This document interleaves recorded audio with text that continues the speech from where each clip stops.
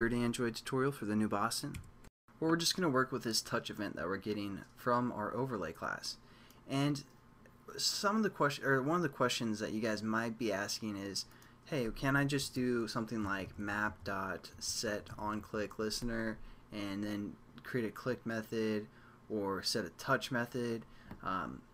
The problem is, again, like I told you guys in the last tutorial, is the map is already handling so much stuff that when we try to add like a click listener, it's not going to properly work.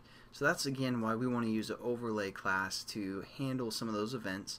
And I just pulled up briefly kind of the overlay Java doc that kind of tells you the methods that we can use.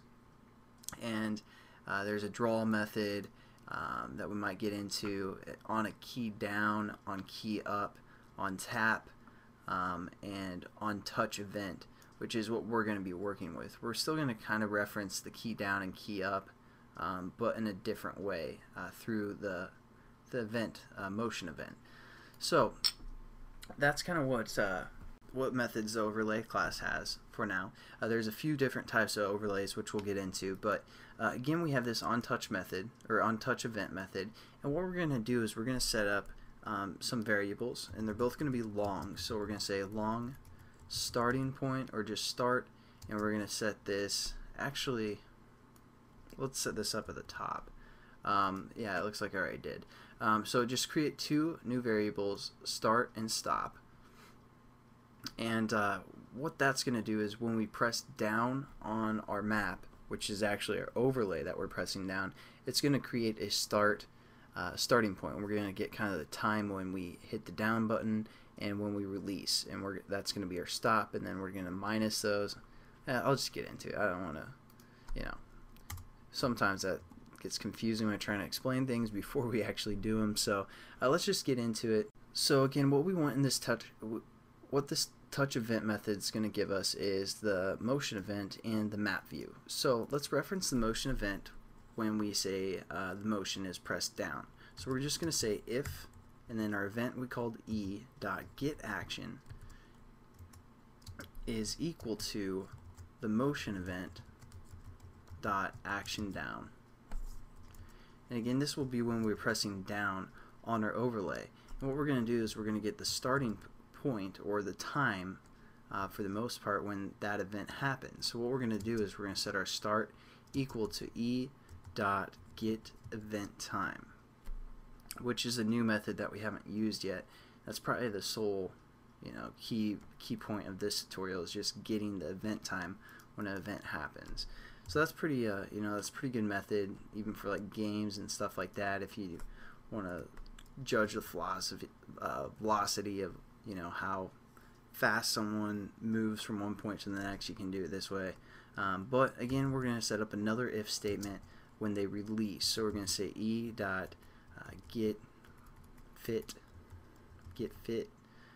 getAction equals motion event dot action action up. Alright, right there. So now when we release, we're going to set up our ending point. So we're just going to say stop is equal to, again, our event when this event happens, action up happens, dot get event time. And lastly, all we're going to do is subtract this time from this time, and if it's greater than like a second and a half, then we're gonna do some sort of a method, which we're gonna create an alert dialog, which we kind of talked about, but we're gonna go into a little bit more depth in the next tutorial.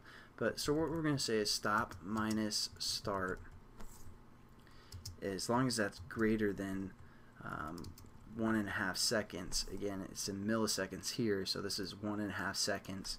We're going to perform an action.